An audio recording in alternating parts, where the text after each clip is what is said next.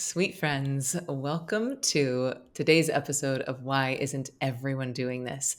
I am so excited for this conversation because it is with a relatively new friend, but we have gone deep fast. And I want to say thank you for being on the show and welcome, Dr. David Rock.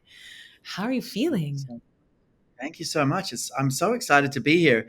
When I met you, we just immediately started talking and saw so many things we had to talk about. And you're like deep in this one world, and I'm deep in this world over here, and they're actually the same world in so many ways, but from completely different contexts. Yeah. So it's always so energizing getting to talk with you. So I'm excited for the conversation Yeah, ahead. me too. And I think it's fun to just give people a little window into how we met, just because it's such a good story. So I don't socialize all that often anymore. But I went to this party in New York City, and my friends were giving me a little tour, and they were walking me up the stairs, and there was a few of them. They said, "Emily, we think you're an alien." I was like, I kind of get that a lot. And just when they were calling me an alien, I, make eyes with you, and you said, "Well, you know what every alien needs." You said a spaceship, and you pull out a photo of this house that is shaped like a spaceship. And next thing I know, 4 days later, I'm in your beautiful home that's actually shaped like a spaceship. And it turns out that another Mind Valley author, Jade Shaw, was there doing a workshop, and it just felt like such a beautiful, serendipitous, synergistic meeting. And then, of course, we've had so many fun adventures since then. And as you said, I think our work is, on paper, perhaps seemingly wildly disparate. But when you get to the core of the core of the core, there is so much overlap. That's why I'm so excited to talk Mm, about your depth of knowledge in neuroscience and actually why isn't everyone using neuroscience to become a better leader, like, which really means becoming a mm, better human, right? Like leading mm. yourself, leading others. Some people are leading families, some people are leading companies. And something that's interesting to note that I'm very impressed with about you is the fact that you have consulted over two-thirds of the Fortune 100 companies. So that is, I don't know Mm. anyone else, and I've been in this game for a long time. I don't know anyone else who's had a hand in shaping the culture, the decision making matrix, the leadership styles of two-thirds of the Fortune 100 companies, which, just to put that in context for people, each one of those is like its own city state. We're talking, Mm. hundreds of thousands of employees sometimes in one organization. And, we were just talking earlier that your work has now reached over 3 million people, some of these concepts. So let's Just last year. just last Last year, year, yeah. which is amazing. Like 13 million over the last few. Yeah, it was just last year, 3 million. So I guess, can you just back it all the way up? And like, how did you originally get interested in neuroscience? And I know neuroscience is a big topic. So how did you originally get interested in it? And then what is your lane when it comes to neuroscience? Yeah, it's a long story. I guess I'm in my 50s, so it actually started when I was very very young. I was very very curious as a child, taking everything apart. And when I was about 15, I started sort of randomly going to these personal development workshops and learning to meditate. And Wait, so you learned to I meditate became at 15 years old. 15, yeah, and Okay. a pretty intense form, like twice a day, 20 minutes twice a day, sort of like a cross between mindfulness and kind of mantra meditation. And I did that for quite a few years. And I just, it was so fascinating, like what was going on in my brain, because I'm literally being taught to observe my brain, right? And at some point, I was like, what's this brainy thing going on here? And I started reading, and I started like really reading. I've got a voraciously hungry brain for sort of understanding patterns. And at some point, I kind of went off and became an entrepreneur for a while, and then kind of came back and started coaching people in my 30s. And to cut a long story short, I sort of had this side interest in neuroscience of reading, dozens and dozens of books and papers and really trying to understand it all. And then, and this is around the year, just early 2000s, I had built a coaching program. I've now got about 25,000 graduates of this coaching program we built back in 1998. But I started teaching this program at NYU, and being a university, we needed a theory base. And I went back to all the books I'd been reading and started photocopying just like a few snippets from a couple of my favorite brain books and kind of bringing them into this coaching class. So we had a room that was airless and terrible lighting and low ceilings with like 70 All people, really good filling factors for brain health and brain performance. terrible at NYU. And I'm like, and everyone was sort of falling asleep. And then I brought in these quotes, and I can remember distinctly the room completely changing. Like we like everyone had just had 3 cups of coffee and was suddenly awake. And what happened was we were explaining some of the elements of coaching at the time, from the lens of the brain, and everyone was connecting all these seemingly disparate things they'd been learning up until that point, and it made all this stuff make sense. And it was sort of at that moment I realized there was something really important here, to understand. And that started a long journey of like starting to write papers and writing several books and a textbook and building a master's degree and running an international conference. It's been a long journey, but it kind of started with just seeing there was tremendous value in understanding coaching through the lens of neuroscience. And then it was a really quick transition, because a lot of my work with organizations at the time was not just coaching but leadership. It became really clear that understanding all of leadership, not just the coaching Hmm. aspect, was incredibly helpful through a neuroscience lens. Like everything about managing yourself, mobilizing other people, driving results, managing accountability, seeing the big picture, kind of all the things that a leader has to do of any scale, actually becomes kind of clearer and more effective if you understand the mechanisms involved, at least even to a little degree. So I probably had that insight like around 2003, 2004.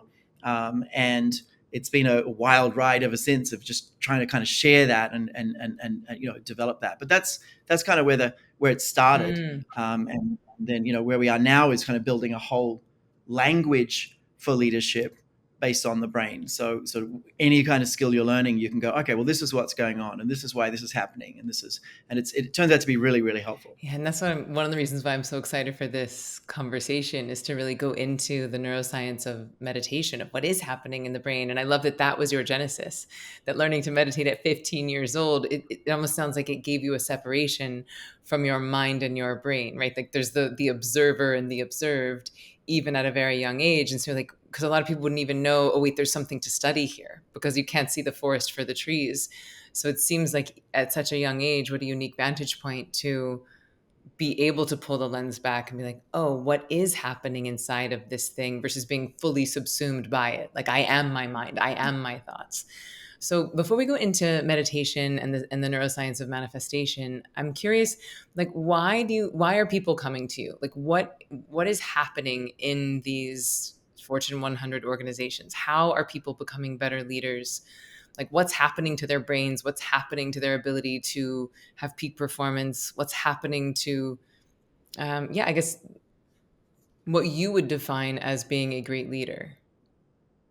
Yeah, well, firstly, I'll just say that the way I think about leadership is anyone who has to manage another person. So, in a company of 10,000 employees, there might be 1,000, people managers and leaders, right? I don't really distinguish between them. If you're managing someone, if you're on the front line, you're in the middle of the business, you're I mean, senior, that would apply to a C-suite. family as well. Like if you're raising kids. You're raising Yeah. kids, you're an entrepreneur, you're a creative person trying to get other people to do what you want as a creative person.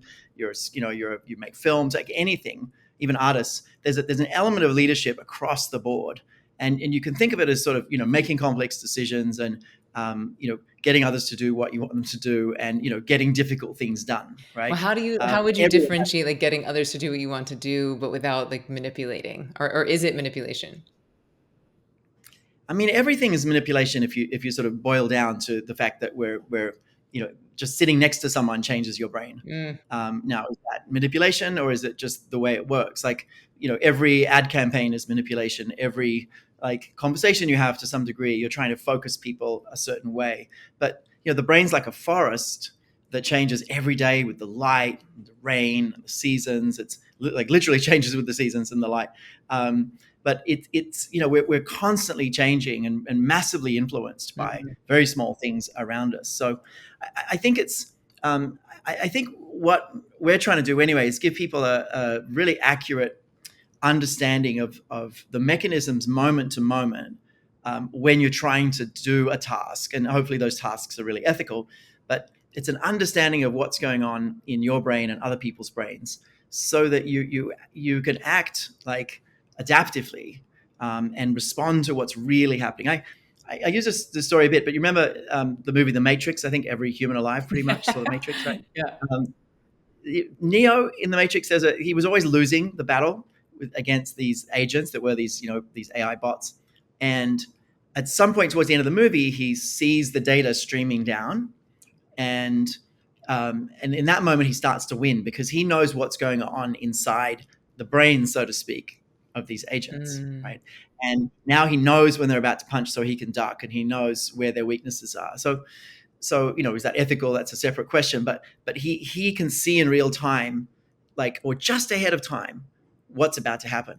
And it's really amazing. Whereas the more you understand about the brain, the more you can see in real time and sometimes ahead of time exactly what's going to happen when you phrase something a certain way, or when you send an email out a certain way, or when you design a change strategy a certain way. You can actually imagine, because you know how brains react, you can imagine much more accurately what's about to happen. So I think it's about making people more adaptive, Mm. and responsive, as opposed to hopefully more manipulative. Oh, I love that. And I would argue that humans' ability to adapt will be the number one marker of success in the coming years. Like, I mean, the rate of change and the acceleration of change is going to get exponentially faster. And so I think that, one of the reasons why I love meditation so much is that it gives you the ability to adapt. Your nervous system is not so rigid. You are not trying to hold on to the illusion of control so tightly. So you're able to really notice what is and flow with what is.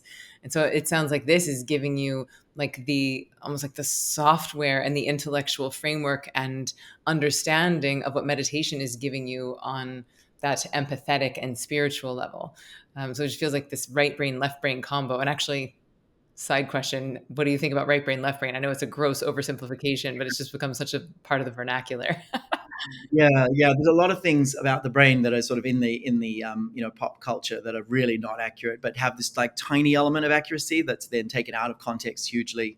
Um, so the answer is it's complicated. There's some tendencies in the prefrontal, but some of it they think is based on left or right-handedness. There's certainly more abstract networks versus more concrete networks for thinking, but there's no real right brain, left brain construct that's studied that way in the Mhm. science. But let me go back to something you said, because it's actually, we've written about this and studied this. And at one point, I want to do an actual study. Maybe we can do it together. But I believe that learning about your brain, step by step, like a little bit at a time over time, actually gives you really similar benefits to meditation. Mm. Now, don't hear me out. I'm not trying to put you out of business. It's the ideal is both Yeah. together, but there are certain people who are not going to like sit down and meditate every day, but those people might be fascinated to, like, as an entry point to like learn about their brain. And what happens when you learn about your brain, you're actually practicing, think about this, you're practicing watching what your attention's doing, right? Noticing it, labeling it, and then maybe switching it, right? So you might notice that you've tried to solve a problem 3 times and failed, and then going, oh, that's a marker for needing to like let my unconscious come Mm. through. I'm going to stop trying and have a cup of tea now, right? And so that's a switching of attention, right? So you learning about the brain, you begin to notice your attention and you begin to practice switching it. And guess what you do when you're meditating? You're practicing noticing your attention, labeling it, and switching it. Mm. And in both cases, I believe you're building two really, really important, actually, really three really important cognitive kind of muscles, in a way, if I can use that word. One is sort of separation between you, the observer, and the observed, as you call it. So getting a little bit of separation, noticing that you have some ability to make changes, and then separately, it's like noticing what is happening, so observing what is happening, and then making a choice about maybe you want something else to happen. So those three mechanisms are consistent to learning about your brain and mindfulness, or meditation of many types, maybe not all. But so we've had this hypothesis that as you learn more about the brain, you actually become more mindful because you're more conscious of what's happening moment to moment. Mhm. And I think the combination of those two is really powerful. Yeah, that makes so much sense because even introducing a framework into your consciousness about your consciousness is going to create some level of separation so that you are not exclusively identified with the thoughts themselves or with the emotions themselves. It's like it's creating almost on an intellectual level what the meditation is doing on a spiritual level, or I would even say on a nervous system calibration level, right? Because in specifically with Ziva, we're de-exciting the nervous system. We're giving the body rest that's about 5 times deeper than sleep. And I'm talking specifically about the meditation portion of the Ziva technique, because I think this will be where I'd like to go next, is helping people to understand the difference between mindfulness and meditation, and then talking about the neuroscience of these two different modalities.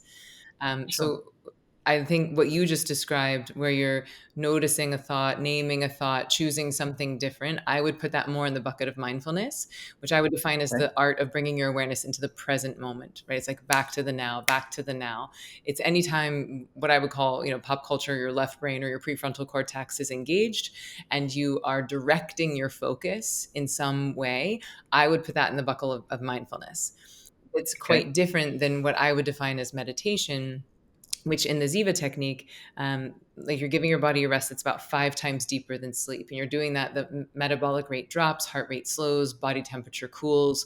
So everything is slowing down in the body. And so it feels kind of like a supercharged power nap sitting up, but without the sleep hangover. But when you do that, when you de-excite the nervous system, that backlog of stresses that we've all been accumulating in our body starts to come up and out. It's like when you stop smoking, the junk comes up out of your lungs. When you do a fast, your body, 4 days into fasting, you start pooping again. And you're like, wait, where did that come from? And it's like the body can finally expel. So that's what Ziva is doing, is that it's giving your body time to rest so that it can release the things that aren't serving it. And what I've found is on the other side of that catharsis, really, on the other side of that expelling, you have more space, you have more bandwidth, you have more cognitive power, you have more spaciousness to receive more information, which looks like better focus, better performance, more presence. But what's interesting is those byproducts are coming not through focus, not through performing, but Mhm. rather through like laziness, rather through rest. So given that frame of mindfulness is very good at handling your stress in the now, meditation very good at handling your stress from the past. I'd love to hear your take on, like, from a neuroscientist perspective, how is one technique different from the other, and how would mindfulness and meditation change your brain in different ways? Yeah, so I apologize. I should have done more background on like really understanding the Ziva technique so I can answer that more thoroughly. But I think we can actually get into Hmm. this. I mean, I'm very weighted on the mindfulness research Sure. and I sort think of it's how much that more works. So common. yeah. Mhm. So it's there's a lot of studies on that. So if you think mindfulness is But I think you could actually like bring it back to the training that you were doing when you were 15, where you had a mantra and you were doing it twice a day. Like those sound similar. And it's like basically like a self-induced transcendence style of meditation. So it's just that hypnagogic state is what you're accessing. more It feels a little bit more sleepy versus like back to the breath or back to the visualization. It's less right. focused or concentrated and more like what Dr. Srini Pillay from Harvard might say, Yeah. um, like a um, what does he call it? Like just like a non-focused state of awareness. Yeah. Okay. Hmm. Yeah. No, there's definitely a lot to say about that. I know Srini well. He's a great character and a brilliant Yeah. He's also going to neuroscientist. be a guest on the show. Of course, I should hope so. He'll be better dressed than me, I'm sure. Um, always, but there's a lot. Yeah, there's definitely a really interesting phenomena that happens when you put the brain into some kind of distractor task Mm, mode. Now, that can be like a mantra, or it could be something like repetitive and pleasant yeah. that is non-goal focused, right? There's a lot of different things to say here, but there's actually a network in the brain for being goal focused, Hmm. and to some degree, when you're actually mindful, you are being goal focused, right? You're in the present, trying to keep your attention on incoming data, and it is activating this network here and here. There's a goal focus network. You probably had this experience, Emily. You wake up in a hotel somewhere, and you wake up, and for the first moments, you're like, "Where am I?" And I don't know if you've ever tried this. I do this all the time. I'll try and hold that uncertainty for as long as I can. Right? I'll look at like, "Oh, isn't the light pretty? Isn't the bed nice?" I don't know which country I'm in, literally at that moment. I don't know, I could be anywhere. Like I'm traveling all the time. I don't know which city I'm in. I don't know what I'm supposed to do. Is it a Monday? Is it a Sunday? And it's actually so restful, right? It's actually so restful. And what scientists know about this state is it's a state where none of your goals are activated and all the different schemas around those goals are not activated, right? So as soon as you go, oh, it's Monday, all the schemas for everything you're supposed to do on a Monday get activated and start this ripple effect, right? And as soon as you go, oh, that's right, I'm in Canada, I'm supposed to give a talk today, you go, all these like things you're supposed to do come to mind. So your brain is very quiet while you have no goals in that Mm, way. And there's a number of things about that. It is very quiet in the brain. It turns out that's actually the best state for insights to come through. yes. And insights come through much more. In fact, Mark Beeman, who's one of my favorite neuroscientists studying insight in the lab, he had this set of insight problems he would test people on, and he got a bunch of like 10,000 hour meditators in who did mindfulness meditation. He got them into his machines to see how many insights they could have. He had like a set of 20 puzzles or something, and he found they couldn't have many insights. They actually had fewer insights than average people who came into the lab to do this experiment. And then he had this realization that they were like focusing. Mm, And he said, look, I want you to do another round, but I want you to focus on being unfocused.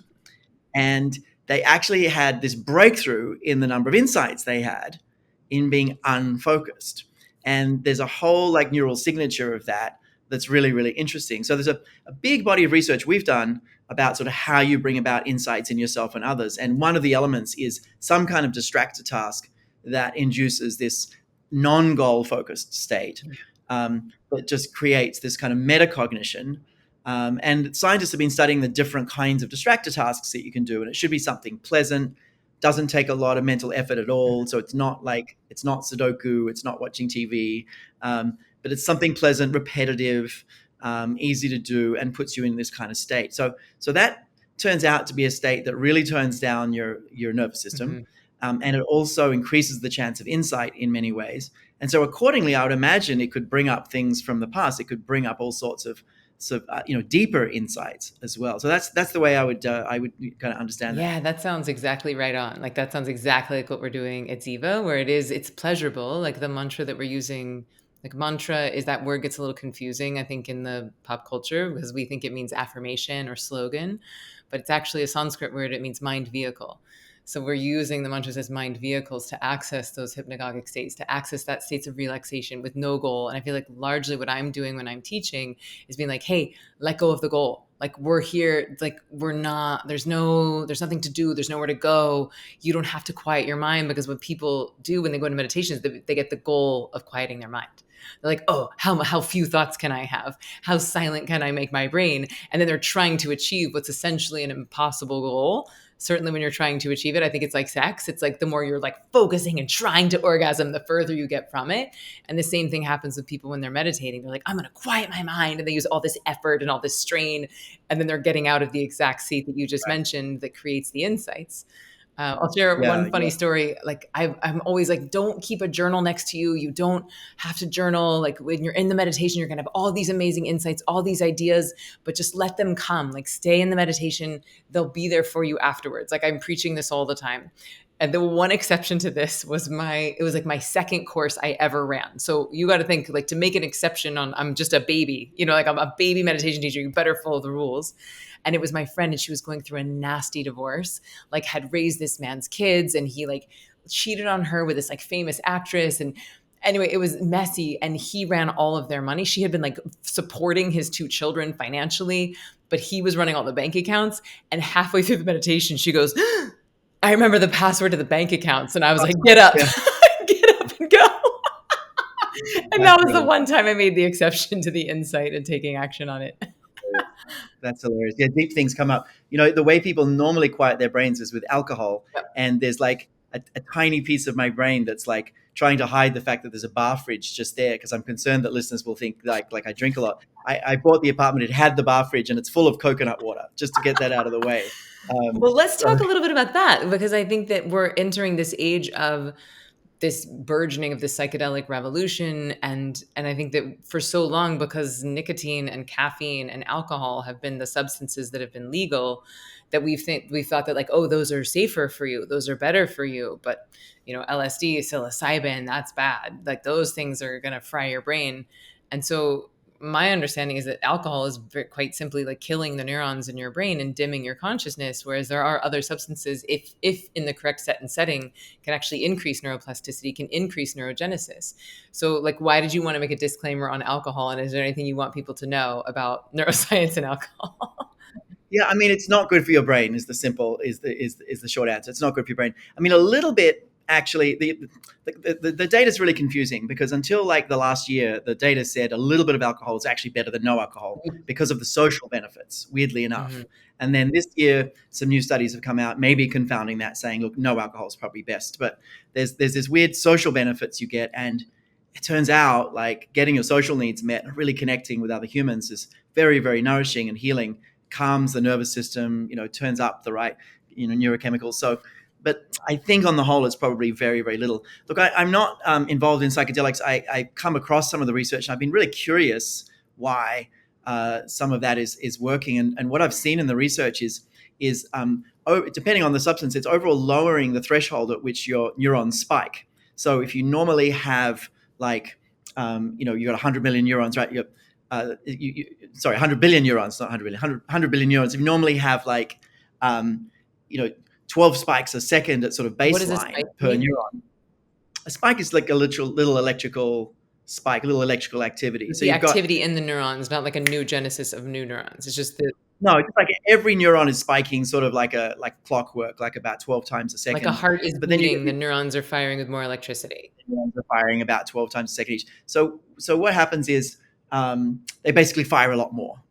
So what makes them fire can be much smaller things. So they're basically, the brain gets much more connected, particularly with things like psilocybin and LSD and MDMA. Those in particular, you get a greater connectivity. So things that sort of didn't connect before are now connected. Mm. And the theory is, in the right setting and dosage, you're kind of connecting things up that need to be connected in some Mm. ways. But that's also why folks report all sorts of randomness as well. So, and there's dangers in those things and some misuse, but there's something to it's improving the connectivity Mm. overall. But as I said, it's not my space. I don't dispense psychedelics to leaders. I've had one CEO ask me one point for my advice, and I explained what I just explained. But Yeah. it's an interesting area that others are studying. So let's get back to the work that you are doing with these, in neuro leadership.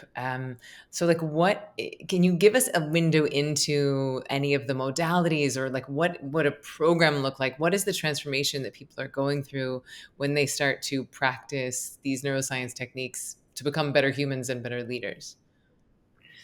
So it's interesting that I've been doing this for 26 years, and when I very first started, it was sort of me coaching people one on one, and then I started training coaches. So it was sort of me with 20 people or so, and then it's sort of the group size became bigger. Now our kind of unit of scale is a whole company. Hmm. So a company of 1,000, 10,000, 100,000, or 1 million people will say, hey, we want to achieve X, Y, Z. Now, the way our work has morphed is that we're really the world's leader in habit activation at scale. Mm. And it almost doesn't matter what the habit is. We're not going to work on bad habits. Like, we're not going to make people nasty humans, but we can work on any habit that a company wants to work on. So inevitably today we're working a lot on how to make people more adaptive, right? More flexible.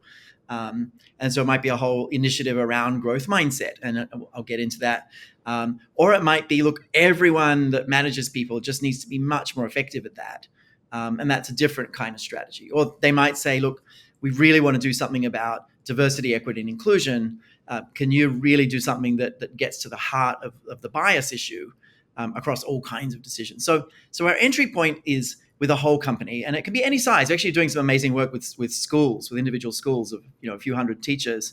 But we're also like one of the lead partners at Microsoft. Like, everyone learns all that stuff at Hmm. Microsoft across 200,000 people.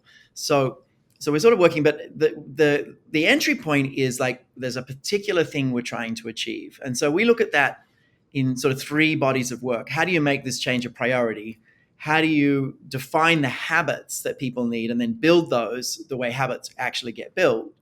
And then how do you put in systems that support all that, right? So it's priorities, habits, and systems. That's kind of the meta model that we start with and sort of do a design from that. And can you give us a window into how do habits get built? Because I know so many people listening to this either have started meditation and have made it a habit. Maybe some people have started and fallen off.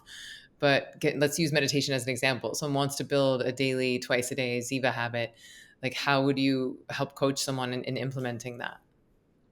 Yeah, that's a great question. So there's kind of personal advice for that, like you'll get from Atomic Habits or some of our research or other things. There's like hacks and tricks. We look at it from a slightly different direction, but I'll give you some of the hacks and tricks that are really tried and true. Mm-hmm. Like attach it to something you already have as a habit, Mm-hmm. and so it's connected, so it's kind of automatic. Yeah. And make it like really easy, really, really easy. Like I have an exercise habit. I can do it in any amount of space. Like if I can lie down somewhere, I can exercise. Mm-hmm. And if there's a bit of floor the size of my body, that's all I need. So there's really no excuse if I don't have time or I can't get to the gym. And I also can do a great workout in literally 15 minutes while I'm like, watching a show or listening to something or even on a call, as long as it's an internal call, I'll do my workout Are while I'm you on a working call. out right now? No, I'm not. You'd be able to tell. But it's so anyway, the habit, you want the habit to be really simple. You want it to be something you can do every day, and really every day is really important. If you're trying to do something, like get it into an everyday, but start very simple. Like if you want to get fit, one of the best things you can do is push-ups, including for women. You just start with the half push-up, but like start with one. Do one every day for 5 days or 7 days, Mm-hmm. right? And then see if you can do two for like 7 days. You'll find that you actually, like literally in a few months, you're doing like a lot and your whole body's completely Yeah. different, but you're starting very small. I remember And when I did, I was in a show called Chitty Chitty Bang Bang, and it was like back in my Broadway days. And the show was on a raked stage, which means that like downstage is lower than upstage. And I got to the point where in heels with all of my hat and wig and costumes, I could do full plank push-ups, but with my body weight down. And I got up to 40 because there was a couple guys in the cast, and there was like a part of our show ritual. Like before a certain number, curtain was closed, we'd meet on stage and we would work our way up. And every day we would do one more push-up. And like 40 full plank push-ups on a rake stage was pretty good. impressive. So I was proud of that. Unfortunately, I'm of a certain age where the entire song set of Chitty Chitty Bang Bang is now coming back into my head. I'm going to try really hard I not to apologize sing to that. you and everyone who that's happening for right now. Sorry about that. But where were we? So yeah. So Habit anyway, the adoption. habits. Yeah. So every day, very small, something you're definitely going to do. Tie it to something else. Mhm. Like those things are really tried and true, really fantastic. We look at it from the perspective of what does it take to get other people to create habits.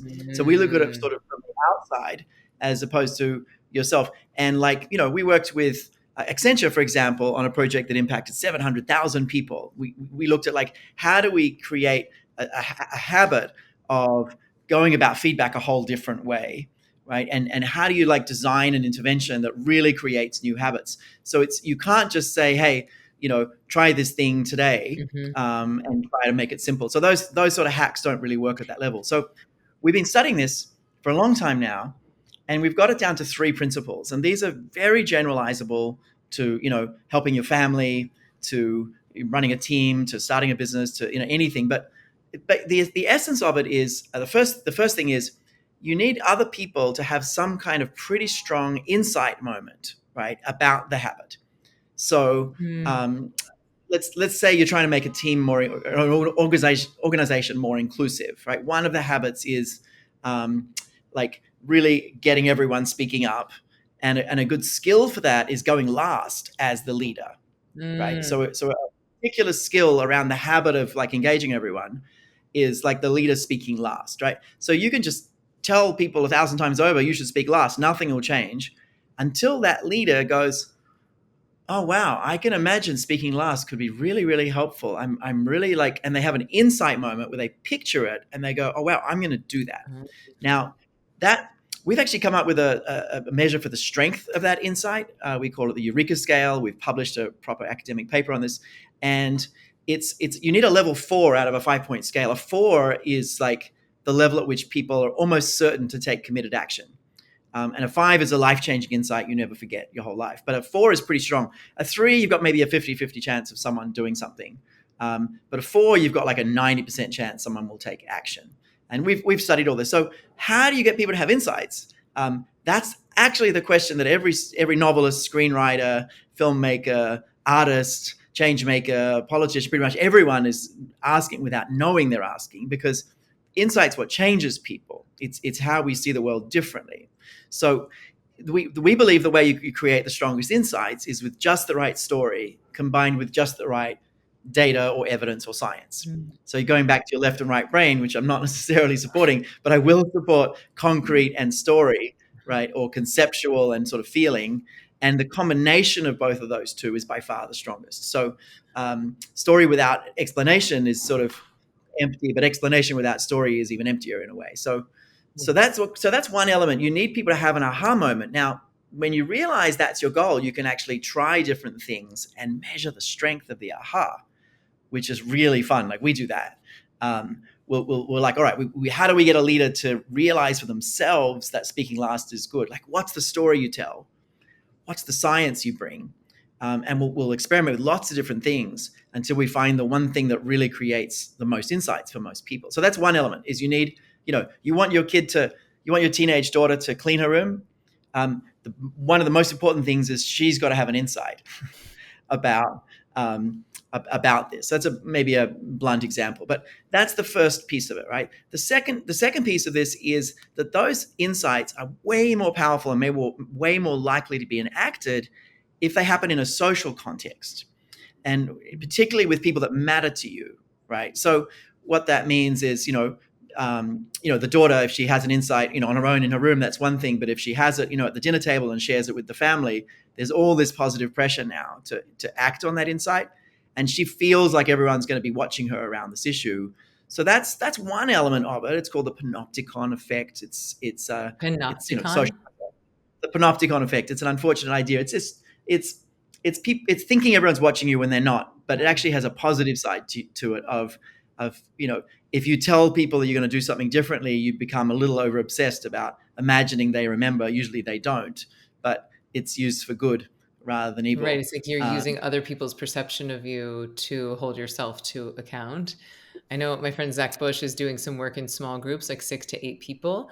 And he said that he did it during COVID because they weren't able to get like one coach to one person. So they just started creating groups, and the groups were wildly more effective than the one-on-one coaching, multitudes more effective. And when they boiled down to why, he said it was because the other people in the group were now seeing that person through the lens of their transformation. Like they were like holding them through a different lens. And I thought that was really profound. And it sounds like it's a similar thing at play. I'll bring up 2 stories. One is there was a Fast Company magazine story years ago that basically said, change or die. And it was a story of people who were not changing their lifestyle after open heart surgery until they were put in a group. And people had like the ultimate cost of like not changing, like they were going to die, right? And they wouldn't do it. And then when they put them in a group, there was this massive jump of people who did that. And then the second thing I'll tell you is from social science, we saw this in sort of a meta-analysis of behavior change data. The number one reason people actually do something is they think everyone else is doing it. Why isn't everyone doing this is the name of this show. There you go. You're right on it. So the number one reason, so we bring that to organizations. So if we're bringing something like, inclusive leadership to a company, we don't want to introduce that deeply to the top of the house. We want to introduce that shallowly to every single employee with just a few things to work on, and to everyone relatively quickly. And you get way more culture change doing that than trying to do deep work at the top of the house. Of course, both is the best, but if you're choosing one or the other, it's best to give a little bit to everyone. Anyway, the other reason, and I'll get a little bogged down in the science here, but there's actually a social memory network in the brain as well.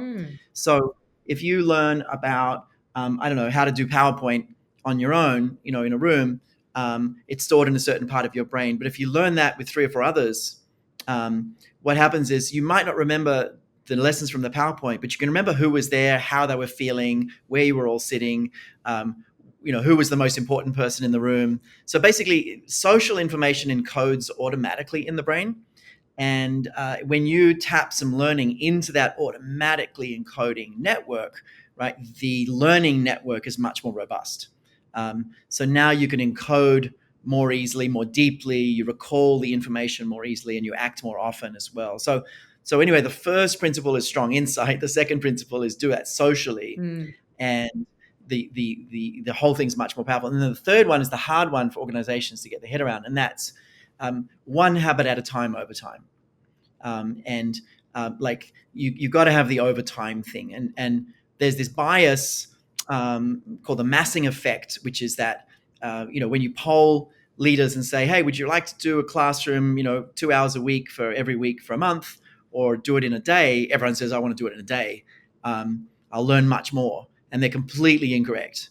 And you'll learn dramatically more breaking it into 4 pieces, like dramatically more, even without the accountability mechanisms you can use in between, which obviously accelerate it even more. But the overtime effect is really, really critical, and there's a lot more to say about that. Yeah. We can go 2 or 3 clicks into the science of that, but those are the 3 principles for habit activation in others: strong insight in social situations, one habit at a time over time. And so we use that as a design principle to impact 1,000, 100,000, 1 million people. Like you'll And we design actually your trainings based on those principles. Yeah. But it doesn't look like a training. It looks like people having insights because their boss asked them some questions. Mm. Um, right? Or people receiving a video about something that's just 5 minutes, and they've got to talk about it with their peers during the week, Mhm. and put some comments in a platform. Or what we've just done is people going into a platform for just 15 minutes a week, and going through one skill and kind of hearing a story, and then reading about the science of this, and then like seeing what people would do if they got this right, and then getting these kind of guides of different ways. So we've worked out how to kind of get this done in a completely digital setting now, and we think we can create pretty strong insight socially over time, in like a 6-month journey that we've been sculpting. So that's something where it's kind of new for us, but really excited about. Yeah, beautiful. So I'm curious, I'm sure it depends on the modality, but is there, as far as the one habit at a time over time, is there an optimal downtime? Like athletes, it's like train and then have a recovery day. Is there an optimal amount of time where they are not learning a new habit to ingest it?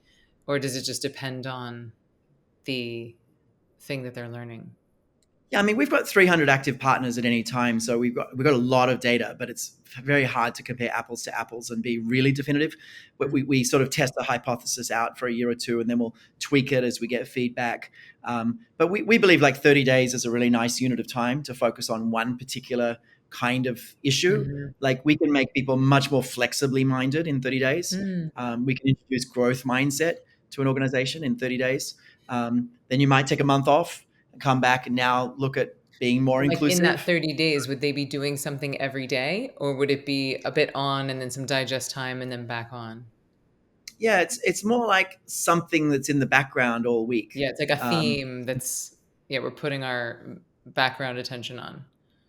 Yeah, so it's really weird. And if you asked me this 10 years ago, I would have said this would never work. But we found that you can put people in a classroom for a whole day, and then measure a month later, like how many of those people have a desired habit, right? And you can do that, or you can give them like a 5-minute video to watch at the start of a week, and a one-page guide of things to try.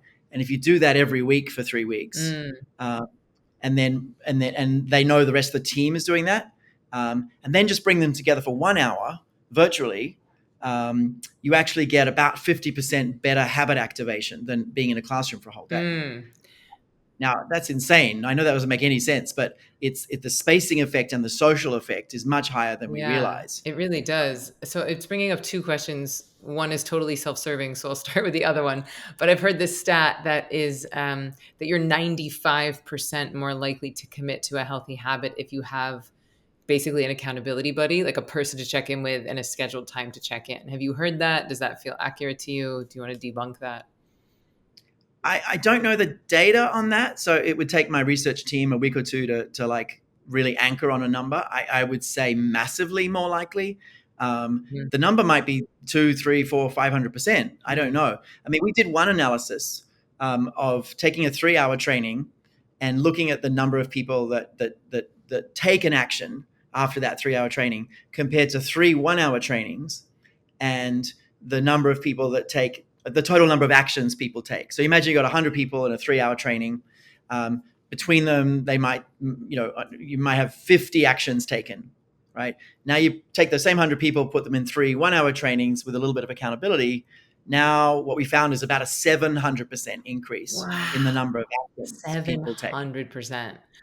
Yeah, so in that particular instance, we saw 700, but that was a very particular instance, and we it's more of a thought experiment than hard data, but we're pretty confident that's roughly the number. It's Mm-hmm. it's certainly way north of 95%. Okay. It's I thought it's a very 95% might very be generous, so that's good to hear that it's conservative.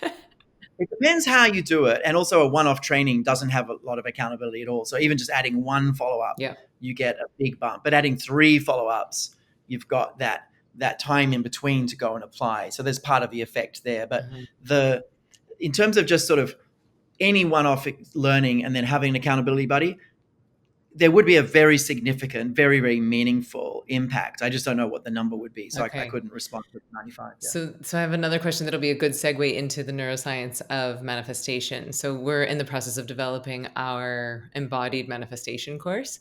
And originally it was just going to be, like 13 days, and it would be day after day after day. And then I was like, this feels like too much. Like if you're not training to teach this or becoming like a manifesting coach, like to spend an hour a day for 13 days on something feels aggressive It's a lot. and Yeah. like overwhelm. And then I was like, wait, we should split this up. It should be 4 weeks. And so everything you've just said, it's like it's going to be, a couple times a week over 4 weeks. It'll be the three Much parts better. of the modality plus a week of implementation. And what's coming in now is like we've got to have groups. Like there has to be cohorts Yeah. for people to have Absolutely. accountability in small groups. So I don't really know if I have a question except for if I were to do like modules over weeks where each week has a theme, would you suggest like an optimal number of times that people should visit that theme? Or is it just about this is our theme for the week? And is there an optimal amount of downtime or do you need more info? It's complicated. I mean, definitely people like this concept called fluency. Fluency is how easy it is to hold an idea in working memory, right? And so when you say this is a 30-day thing, it's got high fluency, Mm-hmm. um, and much more than like this is a 35-day thing or a 22-day thing, right? It's like, oh, okay, it's a month. I see it. I picture it. This has 4 parts over 4 weeks, Mm-hmm. right? That's got high Yeah. fluency. And so you're trying to get fluency as well as what people are willing to do. Like there's 2 touch points a week or 3 touch points a week, whatever it is. I think an hour a day every day is way too much Yeah. to ask of people, but also you don't need it. If you can get the social side up, you can get tremendous power from that. So, I would say like twice a week, you're interacting with work is amazing. A Monday and a Thursday or Tuesday and a Saturday or something. But from my experience, a month is great. Some touch point every week, one, no more than 3 probably, Mm-hmm. and let people digest and apply the rest of the time and kind of, share ideas. Yeah, beautiful. Okay, so that leads me to some questions on the science and the neuroscience of manifestation. Because I think up until very recently, manifestation was seen as very, very hippy dippy, very woo woo. But what I found is that the deeper you go down the spiritual side of it and the deeper you go down the neuroscience side of it, it's like they meet in almost the same spot. When you go deep into quantum entanglement and then deep into, I'm praying, it's like, okay, well, where does prayer and quantum entanglement overlap? What's the Venn diagram there? And so I'd love to hear if in your experience, have you studied the neuroscience of manifestation? Have you seen companies or people manifest things in their lives? Just very open to where you want to take this. So let me just kind of go right back to some of the basics of the brain. I think it's fascinating to understand some of the fundamental mechanisms. And there's almost infinite ways you can sort of look at the brain. Like you can look at it through the lens of the electrical signals. You can look at it through the lens of like the neurochemicals. You can look at it through the lens of structure or function. There's lots of ways, but there's one level I think is really interesting, and that is that everything that comes into the brain is basically noise. It's perceived as electrical activities. It's dark and quiet in your brain. Like it's dark and quiet, and everything's electrical signals. So things come in, and it's just raw data. And what happens is you perceive certain streams of that data, perception, based on a really rich tapestry of things like your expectations, the language you speak, your experiences before, also your goals and intentions, right? Mm. So the data that you process out of the noise that comes in is heavily influenced by all of those things. And scientists have studied this really directly, looking at like a pain response coming up the spine. And they can look at like 100 people receiving the exact same pain stimulus in the same part of their body. The data looks exactly the same coming up the spine. And as it goes into the brain, in 100 people, there's 100 different patterns for how that pain looks. And interestingly, people rate the pain all over the map from a 1 to a 9 on a 10-point scale, pretty evenly distributed, the exact same pain stimulus. So everyone has a very different experience. Mm. And a big part of that is our expectations. And they found that you can mess with people's expectations and get the same impact as a clinically active dose of morphine in this particular study. So like give people, like just this pain is getting smaller as you go, people believe it, and that's what they perceive. So you've got data coming in, and then you've got the perception that we make, but then there's a third thing, which is the sort of meaning we make of that data as well, right? So there's what we observe, but then there's the meaning we make out of that. Someone cuts you off in traffic is the meaning, I'm a bad person and the world hates me, is the meaning this person's having a rough day, is the meaning I'm just in traffic, this happens, right? There's really, really different meanings. And then that meaning creates an emotional response, right? And that emotional response then obviously can cycle back to what you perceive and all this. So we could talk for 3 days about the mechanisms involved in all this and how it all connects and stuff. But suffice to say that, that you can prime your brain.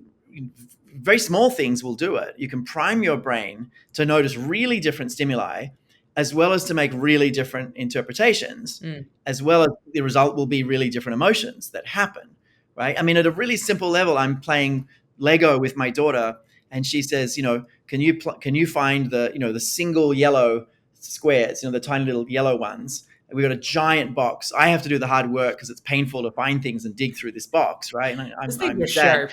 I don't know. Whoever invented Legos, I have a real bone to pick with them. They're real Sharp, sharper than they should tiny, be, impossible to put together. right? And so, but we have this giant box from like generations, and so I'll dig in, and and everything yellow will jump out to my brain, but then she'll say, "Find the red squares," and suddenly I won't see yellow anymore. I'll literally only see red. So there's an element of the intention you put in literally determines the data you perceive. And then also the intentions you put in determine the meaning you add to that. If you go out in the morning with an intention of the world's, a magical place, someone cuts you off in traffic, you're much more likely to say, wow, that person must have had a rough day. I wonder if I can be nice to them, Or than like, I wonder if what magic will happen as a result of this delay. Who am I meant yeah, to be surrounded by now?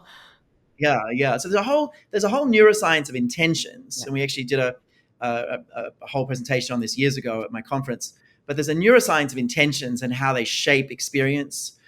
So they basically shape the data you perceive, they shape the meaning you make out of that, and they shape the emotional response out of that. And it all comes back to these different choices you can make. So it has a very, very powerful effect. And actually, I didn't mention my book. I wrote a book 10 years ago. I just did an update. It's called Your Brain at Work. And it's, oh, there you go. Look at There we that. go. Your brain at work. And I love the subtitle: Strategies for Overcoming Distraction, Regaining Focus, and Working Smarter All Day Long. Yeah, that's what it is. So I did an update just recently and sort of went through and updated. But one of the chapters is a chapter on expectations and the way they work in the brain. And it turns out it's even deeper than you might imagine. Like when I'm saying red squares, my brain like doesn't just like notice them. Actually, the neurons involved in detecting red squares become active before I even start Mm. looking. And is that So what does that have to do with the reticular activating system? Like, I've understood that to be like the filtration device of the brain. Is that the thing that's managing the neurons that would then see the red squares beforehand?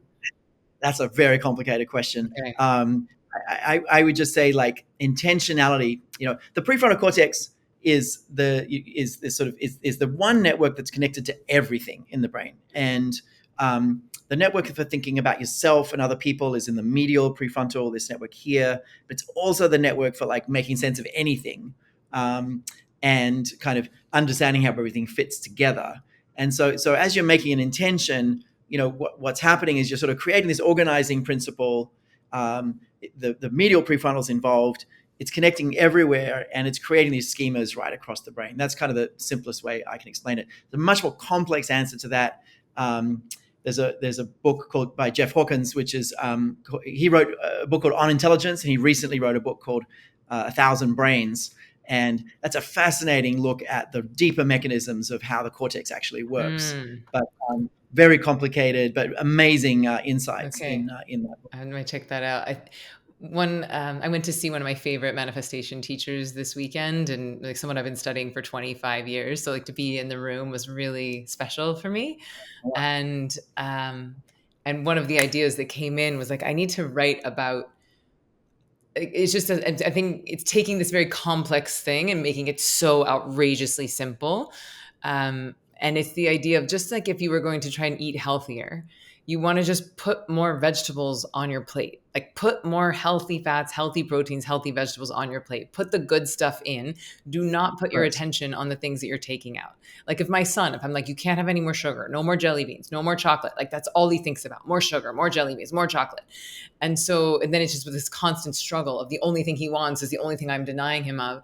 And I think the same is true of manifestation. It's like you're simply putting more of your attention on the things that you desire. And there's simply not as much room. There's not as much bandwidth Yeah. for all of the fear, all of the speculation, all of the worry, all of the doubt.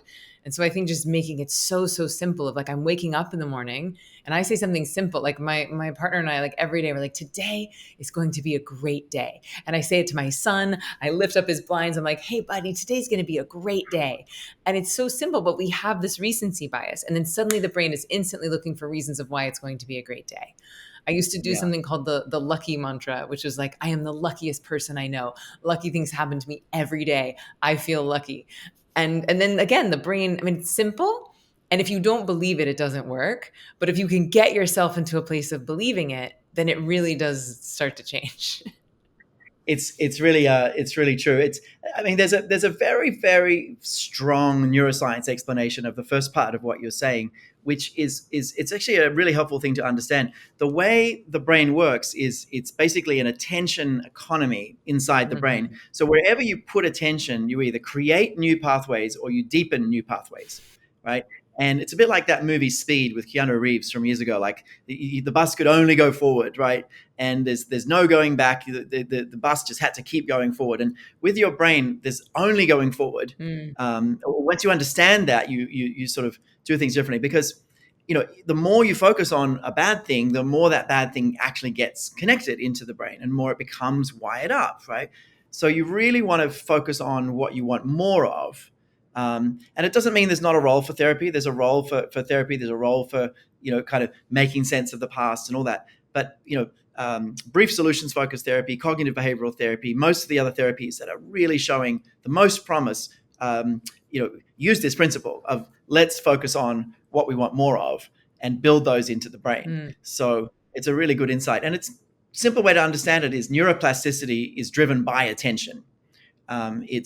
It's driven by where we put attention, particularly regularly. And there's a concept Jeffrey Schwartz and I wrote about called attention density, which is kind of the time of attention, like how much attention multiplied by how intense the attention is. So what you really want is frequent bursts of attention that's very focused. mm. Ideally, even just a few minutes a day, like a minute or two a day of intense focused attention, a bit like that, one push up a day.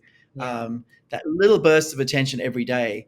And guess where that comes from? Is the social fabric. Is you see someone and you go, oh, that's right, I'm supposed to do that. Uh, And so you're getting that attention density up. That's the way to think about it scientifically. oh, I love that. One thing we do in the embodied manifesting is we'll invite people to do a 3-song dance party. And actually, I'm very curious your thoughts on this. Like in the 3-song dance party, I'm giving them an opportunity to like go right into the sacred sorrow, right into the rage, and then alchemizing it with their bliss or alchemizing it with their turn on. So because I believe that the sexual energy is so creative that its ability to metabolize that denser feeling, its ability to metabolize the sorrow or metabolize the rage can be really, really potent. Even like an even lower, like a minimum viable dose of that would be a 1-song dance party where you were simply putting your attention on the thing that you were looking to attract, the thing that you're looking to manifest, or the feeling you're looking to manifest. But before we go into that, I'd love to just know a quick take on what are your thoughts on like actively, physically moving those thicker, denser emotions, like expressing the rage, expressing the sorrow, as just, I guess, what is the impact of that on the brain? Because some people would argue, like, well, then I'm putting my attention on the weeds, right? Like I'm rewiring those networks that I don't want. I don't want to be more ragey. I don't want to have more sorrow. But I feel like bliss is any feeling fully felt, and us not feeling our feelings is actually causing an extraordinary amount of suffering and devastation on the planet. But I'm wondering if any of your studies have led you into believing that the expression of the feelings is healthy or unhealthy, and why. It's a complicated question. There's a lot of nuance to it. I'm happy to dig into it, but it's a very complicated question. Mm-hmm. And bear in mind, my kind of playing field is the workplace, Mm-hmm. and so in the workplace, expression is usually maladaptive, right? Uh. Because what the manager wants to express is, "Why are you such an idiot?" Right? I'm overwhelmed and can't handle this, and this organization is a complete mess, and I'm out of here. But I Like would argue that the I would extrapolate that that's the entire human experience. Like, shh, don't cry, baby. Don't cry, have a bottle. Don't cry, have this pill. You know, that we can't say what we think to our parents. We can't say what we think to our spouses. So it's, yes, the maladaptive, but that's like a social construct that I think is on all of us. It's just very heightened in the workplace. Yeah. So it's a longer story. I'll see if I can simplify it. So James Gross is one of my heroes in as a scientist. He really cracked this whole different code around studying emotions. And what he found is that before an emotion really kicks in, you've got a bunch of different choices, like change the situation, take yourself out of it, whatever. But there's a point at which an emotion kicks in. You can see it on a curve. It goes up pretty fast, right? Now let's focus on a positive emotion, right? I'm walking through a hallway at a party, and someone says, "Oh, everyone calls me an alien," and suddenly I pull out a phone and say, "Well, an alien needs a spaceship," right? And in that moment, you're experiencing like delight, and I'm experiencing delight, and we talk for literally 3 minutes, and then there you are at my spaceship, right, next week. But in that moment when you saw the spaceship, like in that very moment, an emotion kicked in. Now, this is a positive emotion. You don't need to do anything with it, right? But when that happens with a negative emotion, they're generally much stronger than positive emotions, right? Like if someone had walked past and insulted you when you were in a happy place, that would have been really strong. And what we see is when an emotion actually kicks in, there are much more limited choices now. One of those is to try to suppress the emotion, and that's generally what organizations tell you to do, right? Grin and bear it, put up with it. All this, we pay you enough money to not have to, deal with your complaining, whatever else. So, and what we see about suppression, and James actually studied this. He saw that when you suppress emotions, the cognitive load is so high that you don't remember what people are saying to you. Mm. It's like you're watching television, but it's even worse. The people around you, their blood pressure goes up, and they actually become uncomfortable, like a secondhand smoke effect. So suppressing emotions has these really unintended consequences. And the scariest thing of all is however strong your threat response was in your brain, it's as strong or stronger when you suppress. So it not only doesn't it work, it backfires Mm. and makes the emotion stronger. Now, if that emotion is raising your cortisol level, trying to suppress it is giving you even more cortisol, which reduces immune functioning and increases inflammation, all this stuff. So anyway, suppression, bad idea. But the alternative to suppression is expression, right? So In the workplace, expression is not a great idea. It's maladaptive for everyone to bring their full self to work in the sense of saying everything they feel all the time. Like things grind to a halt. So maybe in a small team where you've got a lot of safety and stuff, maybe you can get close to that. But generally, in a company of 100,000 people, you don't want to say to 100,000 people, "Tell everyone exactly what you think of them every day." So There's you're just not simply going to not get a enough lot of time.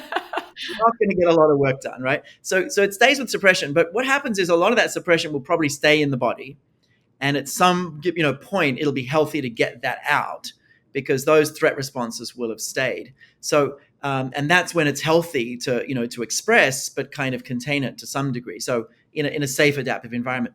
The third strategy, and this is where we've been studying, is teaching people cognitive change strategies. Mm, And so don't suppress, don't express. Instead, just as that emotion comes in, you have some alternatives, right? One of them is label the emotion. And when you just summarize an emotion, for lower level emotions, it actually turns them down. But for stronger emotions, you need a strategy called reappraisal. And reappraisal is changing that interpretation that you've made. Remember, I said there's data, and then perception, then interpretation, and then emotion, right? So you can go in and change the interpretation you've made, from like, oh my gosh, this is overwhelming, to, oh my gosh, this is a chance to impress people with my ability to stay cool under pressure, or mm, whatever. But you change your interpretation, and that really changes the emotional response. So James studied that, and he found in a large population, controlling for everything, the people who did that versus didn't do that basically had dramatically better lives in every measure he could find. And say it one more It's time. The probably people who did what exactly? so when a strong emotion came along, the people who reappraised, so like found a different interpretation, Hmm. versus didn't reappraise, did something else that wasn't a cognitive strategy. So they suppressed or expressed, right? Or they just tried to like distract Uh-huh. themselves, right? So the people who reappraised at a strong emotion versus didn't, like he was able to categorize a large volume of people into those two groups. The people who reappraised were dramatically above average on all the things that mattered, like quality of relationships, experience of life, like everything that mattered. The people who didn't reappraise were significantly below average on And everything. is this like So a reappraisal, like a reframe? Like I got hit by a car and it was a fender bender, and it's like, well, thank goodness it didn't total the car. Or, exactly, I met this person, we ended up dating. I wonder if this is the love of my life, instead yeah, of like yeah. making them the enemy. Yeah, exactly. So it's changing the interpretation. So it turns out to be a really, really powerful thing for leaders to have because they're constantly experiencing strong emotions, right? And a leader can't really express their emotions at work. Mm, So it's sort of not suppression and it's not expression in the workplace. It's labeling and reappraisal. mm, And both of those things require like a brain that's noticing your internal states. mm. And noticing your internal states is helped by having a really good language for what's going on in your brain. Yeah. Um, And and also when very that's all much helped with meditation because it's giving you that pause, that moment before you just launch exactly, into fight or flight. exactly. Beautiful. So, is there anything else that you wish that I had asked? Is there anything else that you're super excited to share, or something that you're really lit up about as of late? Well, I mean, I've been doing this for 26 years, and I rarely get bored. I get overwhelmed quite often because there's just so many opportunities and things. But I lead a team of about 200 people, and as I mentioned, we've impacted millions of people, every year. But we've never really had anything for the public, and the work's not like been really available. And people have sort of taken my work, like one of the frameworks that I developed and published in 2008 has become, and it's sort of hard to flex about your own stuff, but it's become more talked about than Maslow's hierarchy of needs. It's a powerful tool for understanding yourself and others. And it's anyway. We've never really had anything for the public, and we've been challenging ourselves as a company, having our own growth mindset, saying, "Look, we have like almost 100,000 people a week coming to our website. We have nothing for them at all. Wow. Um, Maybe we should make it possible for people to learn about their brain if they're not inside a company." Yeah. So it was a crazy idea. So we just launched this. We built a 6-month experience that we just launched. It's called Lead because we love really obvious, fluent terms. And Lead is a completely digital experience that anyone can sign up and do, that teaches you all about like self-regulation. In fact, labeling, reappraisal is in there, understanding fluency and capacity issues, and big chunk on kind of how to have more insights. So there's a whole body of work on sort of managing yourself, a whole body of work on mobilizing others, and on driving results. So for the first time in history, people can come in and learn about these really cool insights if they're not working at Microsoft or Kaiser Permanente or some of the other places. So that's at neuroleadership.com. But actually, that's actually the second most exciting thing right now.